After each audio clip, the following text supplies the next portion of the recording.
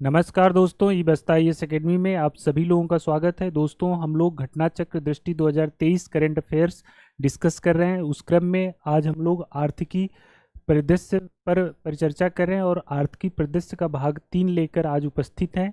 इसमें हम लोग एग्रीकल्चर, इंडस्ट्री आदि के से रिलेटेड करंट अफेयर्स पर परिचर्चा करेंगे। दोस्तों, इस टॉपिक की हम लोग को जो है आगे डिस्कस करें, इससे पहले आप लोगों से निवेदन है कि हमारे इस प्रयास को अधिक से अधिक लोगों तक पहुंचाएं, लाइक करें, शेयर करें और सब्सक्राइब करें।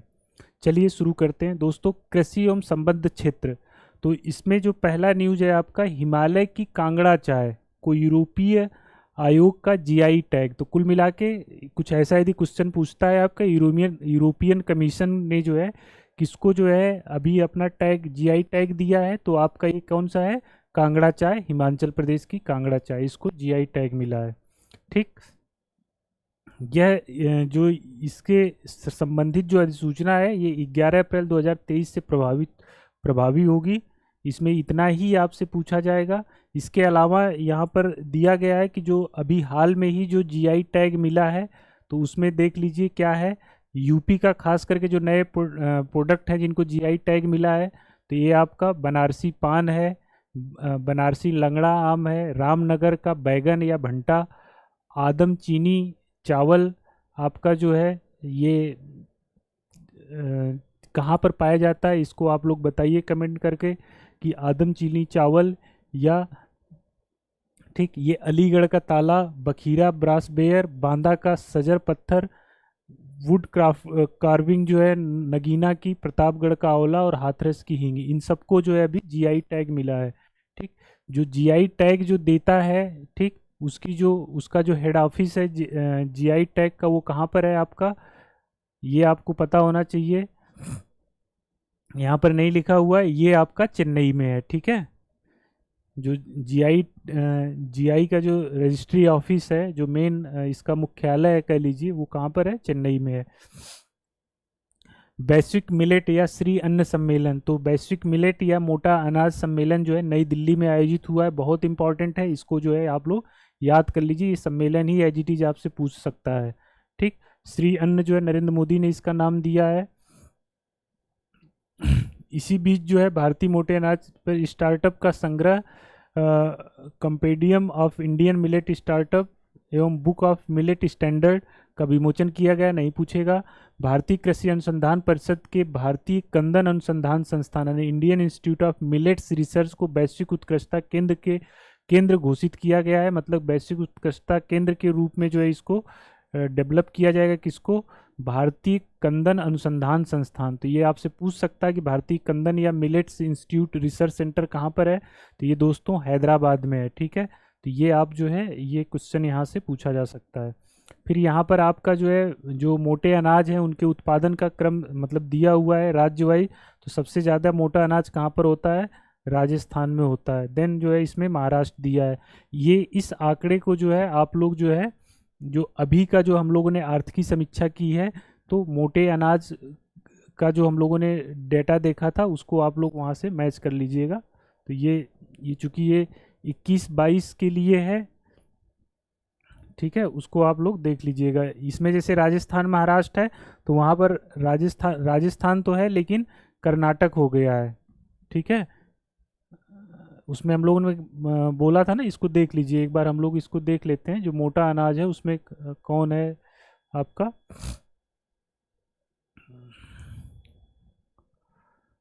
मोटे अनाज में जो है आप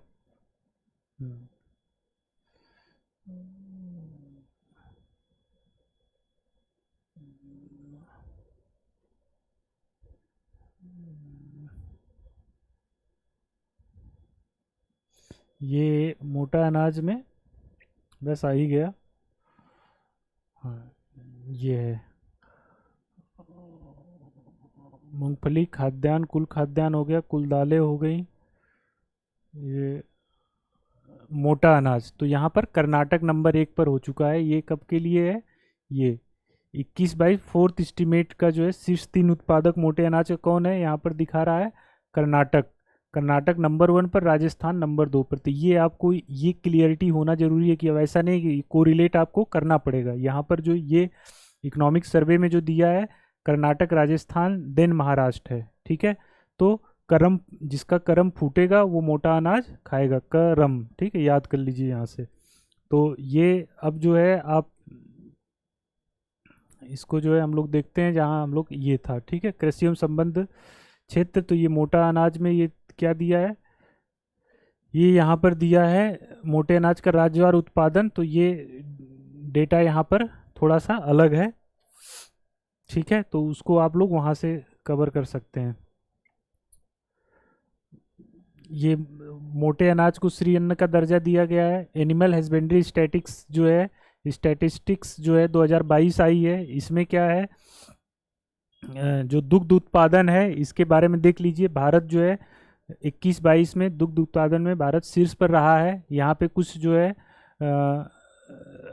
कुछ डेटा है, इसको आप एक मोटा मोटा देख सकते हैं। इसी अवधि में देश में प्रति व्यक्ति दूध की उपलब्धता जो है कितनी है, 444 ग्राम प्रतिदिन है। ये पूछ सकता है राज्यों में प्रतिदिन। ये जैसे मान लीजिए कि आप, जैसे ये डेटा ऐसे इंपॉर्टेंट है, जैसे ज्योग्राफी में मान लीजिए आप मेंस का पेपर लिख रहे हैं, अब वहाँ पर आपसे श्वेत क्रांति पूछ लिया है ना, तो श्वेत क्रांति पूछ लिया तो ये डेटा आपके लिए फिर इंपॉर्टेंट हो जाता है। तो इस तरह के कुछ आप जो है डेटा को अलग से लिख सकते हैं। ठीक, तो दूध उत्पादन में भारत नंबर 1 पर है। जो दूध उपलब्धता है प्रति व्यक्ति 444 ग्राम प्रतिदिन है। राज्यों के संदर्भ में देखें तो सर्वाधिक प्रति व्यक्ति दूध उपलब्धता जो है कहाँ पर है, पंजाब में है, जबकि सबसे कम जो है मिजोरम में है। ठीक है, जो ये दुग्ध उत्पादन में जो शीर्ष 5 राज्य हैं उसमें राजस्थान 15.505%, उत्तर प्रदेश, यानी राजस्थान नंबर 1 पर है, देन उत्तर प्रदेश है, देन मध्य प्रदेश है। तो ये डेटा इंपॉर्टेंट आपके लिए हो जाता है, इसको जो है आप एक बार मेमोराइज कर सकते हैं। ये कुछ डेटा से क्वेश्चन यूपी में आते हैं, तो इसको आपको करना है, याद करना है कि ये वाला, जैसे दूध उत्पादन में शीर्ष राज्य कौन सा है, राजस्थान है। अंडा उत्पादन में ये, इसमें कोई इसके स्टैटिस्टिक में कोई बदलाव नहीं आया है इसके आंकड़े में। तो कुल अंडा उत्पादन में जो है भारत जो है तीसरे नंबर पर है, और जो है शीर्ष राज्य जो है कौन सा है आपका, आंध्र प्रदेश है अंडा के उत्पादन में। तो एग प्रोडक्शन में आंध्र प्रदेश नंबर 1 पर है। ये नहीं पूछेगा प्रति व्यक्ति कितना अंडा उपलब्ध है, ये सब नहीं पूछेगा। ऊन उत्पादन में यानी जो है इसमें राजस्थान नंबर 1 पर है। यहाँ पर ये इम्पॉर्टेंट हो जाता है, ये क्वेश्चन पूछे गए हुए हैं कभी ना कभी। तो ऊन उत्पादन में कौन है, राजस्थान है। अंडे में कौन है, आपका आंध्र प्रदेश है। इसी तरह से दूध में कौन था, राजस्थान था। तो 3 आंकड़े हैं। दूध सबसे ज़्यादा कहाँ उत्पन्न होगा, राजस्थान में। अंडा कहाँ पे, आंध्र प्रदेश में। और ऊन जो है आपका कहाँ होगा, राजस्थान में। क्लियर है। अब जो ये, इससे इतना ही क्वेश्चन पूछा जाएगा, इसको जो है अच्छे से रिवाइज कर लीजिए। देन देखते हैं जलीय कृषि हेतु 3 राष्ट्रीय कार्यक्रम। बहुत इंपॉर्टेंट नहीं है, एक्वा कल्चर आपके मतलब जो है 3 कार्यक्रम क्या है, इन 3 कार्यक्रम के तहत भारतीय सफ़ेद झींगा का आनुवंशिक सुधार कार्यक्रम, मछली रोगों पर राष्ट्रीय निगरानी कार्यक्रम, जलीय कृषि बीमा उत्पाद शामिल है। ठीक है, यहाँ से जो है बहुत नई क्वेश्चन पूछेगा। ठीक है, एक बार आप इसको देख सकते हैं। यहाँ पर ये देख लीजिए, मछली उत्पादन में तीसरा सबसे बड़ा मछली उत्पादक देश है भारत। ठीक, ये 2013 में जलीय पशु रोगों के लिए राष्ट्रीय निगरानी कार्यक्रम चलाया गया था। बहुत इंपॉर्टेंट नहीं है। अब ये देख लीजिए, प्रमुख फसल उत्पादन द्वितीय अग्रिम अनुमान 22-23। तो इसमें जो है टोटल, जैसे जो है कितना उत्पादन टोटल खाद्यान्न का भारत में होगा उसके लिए है। सबसे पहले यहाँ पर एक इम्पॉर्टेंट फैक्ट है कि संयुक्त राष्ट्र संघ द्वारा 2023 को कंदन का अंतर्राष्ट्रीय, कंदन मतलब मोटे अनाज, यानी इंटरनेशनल ईयर ऑफ मिलेट के रूप में 2023 को मनाने की घोषणा की गई है। हाल ही में मोदी जी ने जो है इसको श्री अन्न की संज्ञा दी थी। मोटे अनाज को काफ़ी प्रमोट किया जा रहा है, इसलिए यहाँ से क्वेश्चन होगा। वर्ष 22-23 में जो है देश में कुल खाद्यान्न उत्पादन 323.55 मिलियन टन अनुमानित है। ये आंकड़े जैसे है ना, कुल खाद्यान्न उत्पादन के, तो ये पूछ लेता है कभी कभी, तो याद हो जाए तो बहुत अच्छी बात है। नहीं याद हो तो एक लमसम 325 के आसपास कुछ ऐसे याद कर लीजिए, नहीं तो छोड़ दीजिए। बागवानी फसलों का उत्पादन बहुत इंपॉर्टेंट नहीं है, क्योंकि इसमें कोई स्टेट वाइज कंपेरिजन नहीं किया है। इसमें भी ये 342 मिलियन टन जो है बागवानी उत्पादन का जो है अनुमान किया गया है। ठीक है, तो ये उधर ये 325 के आसपास था। 325 टोटल खाद्यान्न उत्पादन 325.55 मिलियन टन, और बागवानी का उत्पादन जो है 342। तो 25-42 ऐसे कुछ करके याद कर लीजिए, कोई दिक्कत नहीं है। अब ये जो है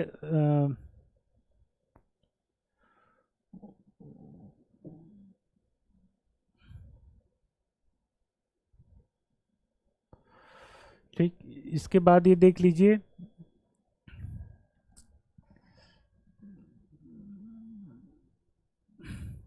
एशियाई पाम आयल गठबंधन, ये आपसे पूछ सकता है चूंकि ग्लोबल इंडिया सम्मेलन 2022 का आयोजन आगरा उत्तर प्रदेश में किया गया। ग्लोबल आयल इंडिया सम्मेलन, ठीक है, यानी ग्लोबायल मतलब ग्लोब आयल से, ग्लोबल आयल से बना हुआ है। ठीक, तो इस सम्मेलन का आयोजन कहाँ पे हो, आगरा में हुआ है। इस सम्मेलन के दौरान एशियाई पाम आयल गठबंधन को लॉन्च किया गया। ठीक है, इस गठबंधन में 5 देश हैं, भारत, पाकिस्तान, श्रीलंका, बांग्लादेश, नेपाल, यही जो भारत के आसपास वाले जो साउथ एशिया कंट्री हैं वही हैं। एपोवा की पहली आम सभा का आयोजन, यानी इसका ये जो आपका एशियन पाम ऑयल जो है अलायंस है, इसका पहला आयोजन कहाँ पे हुआ है, शिखर सम्मेलन का आगरा में हुआ है। इसके जो है अध्यक्ष चुने गए अतुल चतुर्वेदी चुने गए हैं, तो यूपी से रिलेटेड है, तो एक बार जो है इसको याद कर सकते हैं, इम्पॉर्टेंट हो सकता है। ये इम्पॉर्टेंट है, प्रथम भारत पशु स्वास्थ्य शिखर सम्मेलन दोस्तों, तो ये जो है नई दिल्ली में इसका आयोजन किया गया है, प्रथम भारत पशु स्वास्थ्य शिखर सम्मेलन।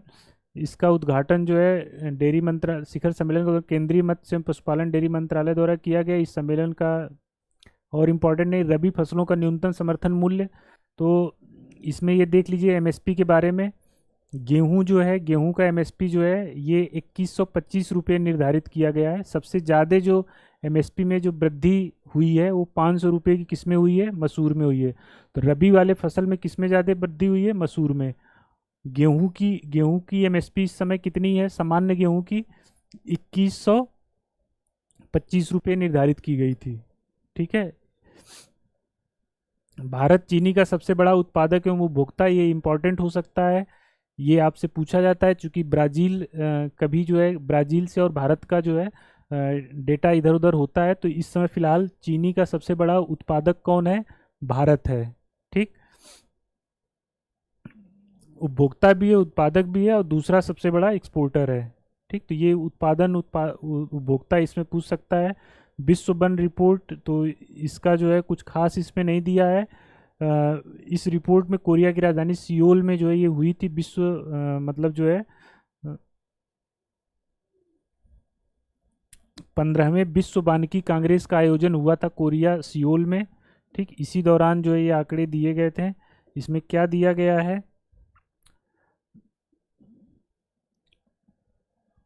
ठीक है, इसमें कोई खास आंकड़ा नहीं दिया। इसमें जैसे आप जो है ये इसमें देख सकते हैं कि सबसे ज़्यादा वन कहाँ पे, किस देश में, वो वाले आंकड़े इंपॉर्टेंट है। यूपी में वहाँ से क्वेश्चन होते हैं, तो उसको आप जो है देख सकते हैं। उसको मैं किसी नेक्स्ट वीडियो में इस तरह की जो रिपोर्ट है वन की, है ना, तो वो उसको मैं देखता हूँ, करा दूंगा।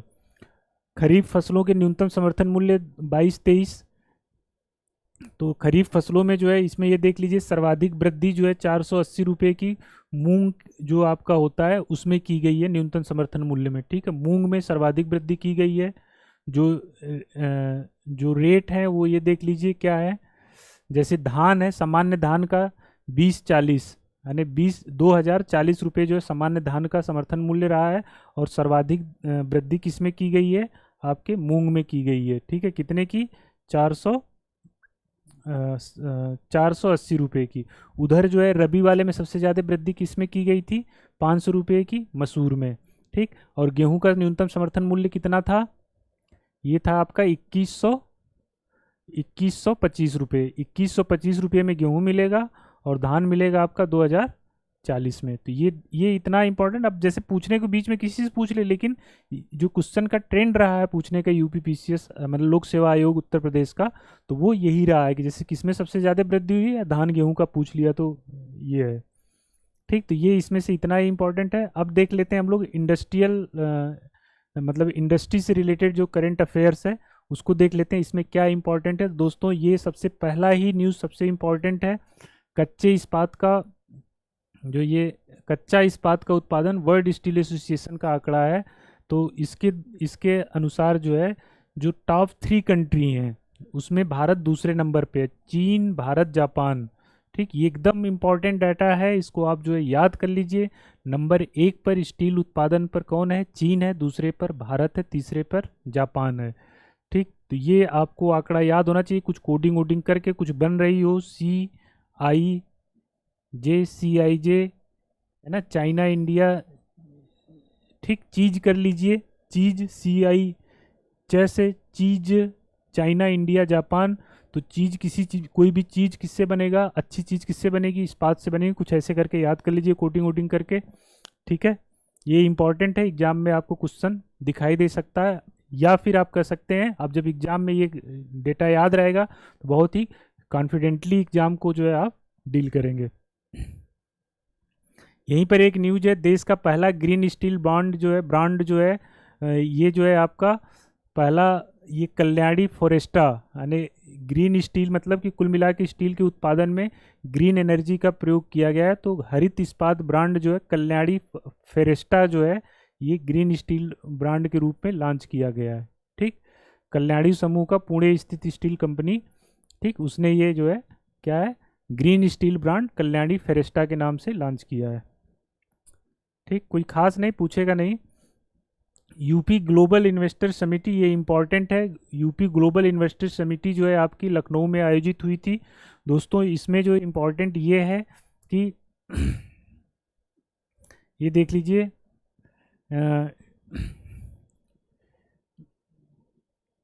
इस परिप्रेक्ष्य में उत्तर प्रदेश सरकार ने अगले 5 वर्षों में राज्य को $1 ट्रिलियन की अर्थव्यवस्था बनाने का आकांक्षी यानी एस्पिरेशनल टारगेट निर्धारित किया है। और भारत का जो टारगेट क्या है, $5 ट्रिलियन। तो उसी के अनुरूप जो है $1 ट्रिलियन जो है आपका यूपी की मतलब अर्थव्यवस्था को बनाना है। इसमें जो है, जो यहाँ पे पूछा जा सकता है आपसे, ये वाला डेटा इंपॉर्टेंट है कि इसमें जो है कुल 19,000 से अधिक जो MOU जो है साइन हुए, जिसके माध्यम से 33.50 लाख करोड़ निवेश का जो है प्रस्ताव प्राप्त हुआ। मतलब यदि ये निवेश, ये जो प्रस्ताव जो है क्रियान्वित हो जाएंगे, मतलब धरातल पर आएंगे, तो इसमें कुल मिला के 33.50 लाख करोड़ रुपए का जो है निवेश होगा। ये जो निवेश प्रस्ताव प्राप्त हुए हैं उसमें जो है सबसे अधिक निवेश प्रस्ताव पश्चिमी उत्तर प्रदेश के लिए आए हैं कि वहाँ पे इंडस्ट्रीज वगैरह का डेवलपमेंट किया जाएगा। ठीक, दूसरे नंबर पर आपका पूर्वांचल रहा है, 29% जो है, ये आंकड़ा पूछ सकता है चूँकि, ठीक है। फिर रीजन वाइज भी जो है इन्होंने दिया है कि जैसे मान लीजिए बुंदेलखंड है, तो बुंदेलखंड में झांसी में, पर्टिकुलरली झांसी में जो है सबसे अधिक 1.35 लाख करोड़ रुपए का निवेश आया है। तो ये नहीं पूछेगा, इतना अंदर तो नहीं जाना चाहिए, लेकिन फिर भी आप एक नज़र देख सकते हैं। जैसे वैसे ओवरऑल देखें तो जो आपका लखनऊ है, ठीक है, जैसे जगह के हिसाब से देखें तो वाराणसी में जो है आपका कितना निवेश कितना है, 1.37 लाख करोड़ का। ठीक, और आपका लखनऊ में 1.96 लाख करोड़ रुपए का। ठीक है, तो अभी देखिए इन दोनों में लखनऊ अभी ज़्यादा है, झांसी में 1.35 का।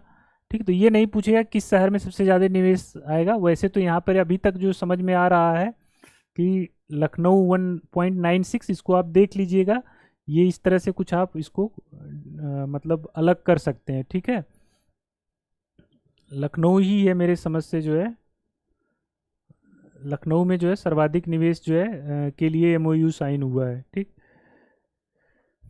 अब ये अन्य महत्वपूर्ण फैक्ट है कि यूपी ग्लोबल इन्वेस्टर समिट 2023 में 40 देशों की सहभागिता रही है और 10 देशों में जो है ये जो है क्या रहे हैं, सहयोगी देश के रूप में जो है इसमें सहभाग लें। इसमें एक दोस्तों और एक इम्पॉर्टेंट न्यूज़ है कि इसी बीच में जो है एक जो है, जैसे ये इन्वेस्टर समिति थी, इसी समय डिस्ट्रिक्ट लेवल पर जो है इन्वेस्टर कुंभ के नाम से जो है एक कार्यक्रम आयोजित किया गया था। तो उसमें भी जो है इन्वेस्टमेंट को जो है, इन्वेस्टर्स को जो है कह लीजिए कि जो लोग निवेश करें इसको प्रोत्साहन देने के लिए उस कार्यक्रम को भी इसी बीच साथ साथ संचालित किया गया था। तो उसमें एक इम्पॉर्टेंट है बाराबंकी डिस्ट्रिक्ट। तो बाराबंकी में जो निवेशक कुंभ या निवेश कुंभ हुआ था, तो वो इम्पॉर्टेंट इसलिए कि उसमें जो है सर्वाधिक जो है निवेश जो है प्राप्त हुआ था। कुल मिला के वो काफ़ी सक्सेसफुल रहा है जो जिला कुंभ था निवेश के लिए। तो कुछ ऐसा क्वेश्चन आता है तो बाराबंकी टिक मार के निकल जाएगा। वही यदि वो डिस्ट्रिक्ट लेवल पर पूछेगा तो बाराबंकी को ही पूछेगा। ठीक है, वो आप देख लीजिएगा, मिल जाएगा। ठीक, मतलब इन्वेस्टर्स जैसे मीट स्टेट लेवल की मान लीजिए यहाँ पे लखनऊ में हो रही थी, सेम टाइम पे हर डिस्ट्रिक्ट में जो है इन्वेस्टर कुंभ का मतलब कुछ नाम उसका था, निवेश कुंभ करके जो है आयोजित हुआ था, उसका जो लखनऊ में हो रहा था उसका लाइव प्रसारण वहाँ भी हो रहा था। ठीक है, और वहाँ पे निवेशकों को भी आकर्षित करने का प्रयास किया गया था। लेकिन जो बाराबंकी वाला था तो उसमें जो है फॉरेन इन्वेस्टमेंट भी वहाँ पर आया था। तो कुल मिला के वो काफ़ी इम्पोर्टेंट है। ठीक है, ये और कुछ इसमें नहीं है। यहाँ पर देख लेते हैं ब्रांड फाइनेंस ग्लोबल 500। तो इसमें कुल मिला के जो सबसे टॉप 500 ब्रांड हैं, ब्रांड फाइनेंस जो है द्वारा, ब्रांड मतलब ये जो है परामर्श कंपनी ब्रांड फाइनेंस द्वारा ब्रांड फाइनेंस ग्लोबल 2005 रिपोर्ट जारी की गई है। इसमें जो सबसे नंबर 1 पर ब्रांड है वो है अमेजॉन। अमेजॉन है, दूसरे पर एप्पल है, तीसरे पर गूगल है। भारत का देखें तो भारत के जो है इसमें जो सबसे मूल्यवान ब्रांड है वो है टाटा समूह जो है। ठीक है, टाटा समूह का जो है ये आपका सबसे मूल्यवान ब्रांड रहा है और ये 69th रैंक इसकी रही है। ठीक है, क्लियर है। ये टाटा मतलब जो है आपका यहाँ का टाटा समूह इस सूची में सबसे मूल्यवान ब्रांड है। अभियांत्रिकी एवं निर्माण, इंजीनियरिंग एंड कंस्ट्रक्शन से जुड़ा हुआ ये वो है। फिर इसके बाद जो है आपका इन्फोसिस दूसरा सबसे मूल्यवान ब्रांड रहा है और भारतीय जीवन बीमा निगम तीसरा रहा है। रैंकिंग में भारत 12 ब्रांड के साथ जो है 7वें स्थान पर, मतलब कि सबसे मूल्यवान ब्रांड की सूची में भारत 7वें नंबर पर रहा है, जिसके ब्रांड जो है तो ये नहीं इंपॉर्टेंट है। ये पूछा जा सकता है कि भारत का सबसे मूल्यवान ब्रांड कौन सा है, तो ये टाटा वाला है। ठीक, दूसरे नंबर पर इन्फोसिस है। वर्ल्ड लेवल पे सबसे ज़्यादा मूल्यवान कौन सा है, अमेजॉन है। Sky track world airport award जो है तो इसमें सबसे बेहतरीन सर्वश्रेष्ठ एयरपोर्ट का अवार्ड जो है हमद अंतर्राष्ट्रीय हवाई अड्डा कतर को मिला है। इसमें जो भारत का है वो है दिल्ली का इंदिरा गांधी अंतर्राष्ट्रीय हवाई अड्डा, इसको 37वीं रैंक मिली है। ठीक, तो ये इंपॉर्टेंट यहाँ से हो सकता है कि इस बेहतरीन हवाई अड्डा का पुरस्कार किसको मिला है, तो ये इंदिरा गांधी इंटरनेशनल हवाई अड्डा दिल्ली को मिला है। ठीक है, विश्व के 5 sky tracks world airport award 2022। ठीक है, तो ये यहाँ से हो सकता है। उत्तर प्रदेश इलेक्ट्रिक वाहन नीति, तो ये हम लोगों ने यूपी जब पढ़ा था तो वहाँ पे हम लोगों ने इसको कवर किया था। कुल मिला के जो इलेक्ट्रिक वाहन है 2 पहिया 3 पहिया 4 पहिया उनके लिए जो है कुछ जो है ये जो टैक्सेस होते हैं रोड टैक्स, इन सब पर जो है क्या दिया जाएगा, छूट दी जाएगी। ये लीड्स 2022, तो ये लीड्स का मतलब हो गया कुल मिला के केंद्रीय वाणिज्य एवं उद्योग मंत्रालय गोयल ने लीड्स 2022 का जो है रिपोर्ट जारी किया। लीड्स हो गया logistic is across different state, मतलब कुल मिला के लीड वाले में जो है आप देखें तो इसमें जो है 3 स्तंभों में ये अचीवर्स, फास्ट मूवर और एस्पायर्स इस कैटेगरी में डिफाइन किया गया है। तो ये स्थलबद्ध तटीय पूर्वोत्तर केंद्र शासित, अब यहाँ से क्वेश्चन जैसे आप देख सकते हैं जो उत्तर प्रदेश है वो लीड्स में किस में है, अचीवर्स में है। ठीक है, तो ये आपको पूछा जा सकता है कि उत्तर प्रदेश ये लीड्स रिपोर्ट में किस में है, तो ये अचीवर्स में है। क्वेश्चन नहीं पूछेगा यहाँ से लेकिन फिर भी जो है ठीक है।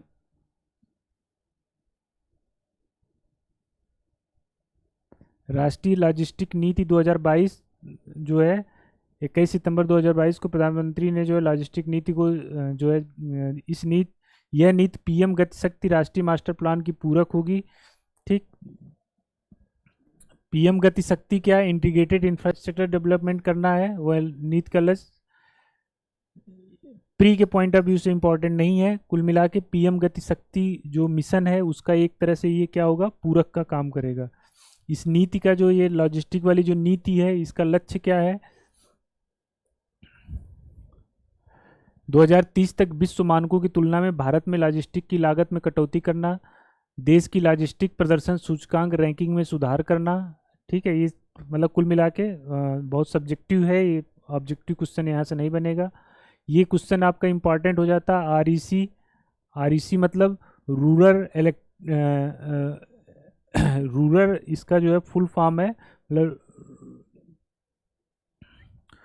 Rural electric corporation limited. ठीक है, आरईसी ठीक, ये आरईसी को जो है महारत्न का दर्जा दिया गया था दोस्तों। आरईसी जो है ये 12वीं का मतलब पीएसयू थी, जिसको जो है एक तरह से महारत्न का दर्जा दिया गया है। तो कुल मिला के ये क्वेश्चन आपसे, किसको हाल ही में महारत्न का दर्जा दिया गया है, तो रूरल इलेक्ट्रिक कॉरपोरेशन लिमिटेड को दिया गया, आरईसी को। ठीक, तो अब जो है नवरत्नों की संख्या कितनी हो गई है, 12। ये आपसे क्वेश्चन दिखाई दे सकता है। ठीक,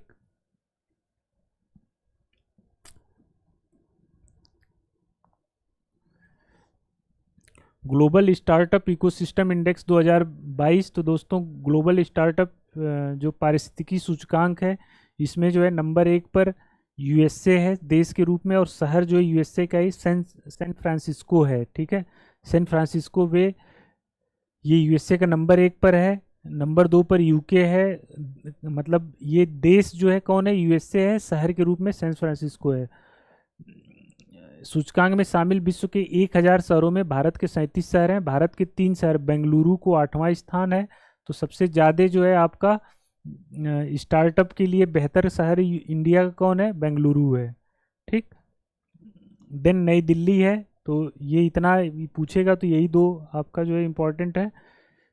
तो दोस्तों ये ओवरऑल जो है हम लोगों ने कृषि और इंडस्ट्री यानी एग्रीकल्चर एंड एलाइड जो सर्विसेज हैं प्लस आपका इंडस्ट्री, इससे रिलेटेड जो दृष्टि 2023 में जो घटनाक्रम दिया है अंतर्राष्ट्रीय मतलब आर्थिकी घटनाक्रम, आर्थिक परिदृश्य, उसको हम लोगों ने कवर किया। दोस्तों ये यहाँ से आपके क्वेश्चन जो है कुछ ना कुछ आपको एग्जाम में दिखाई देंगे। तो दोस्तों नेक्स्ट वीडियो में हम लोग जो है फिर से मिलते हैं, और उसमें हम लोग जो है अंतर्राष्ट्रीय जो आर्थिकी घटनाक्रम है उसको हम लोग कंप्लीट करेंगे। Thank you.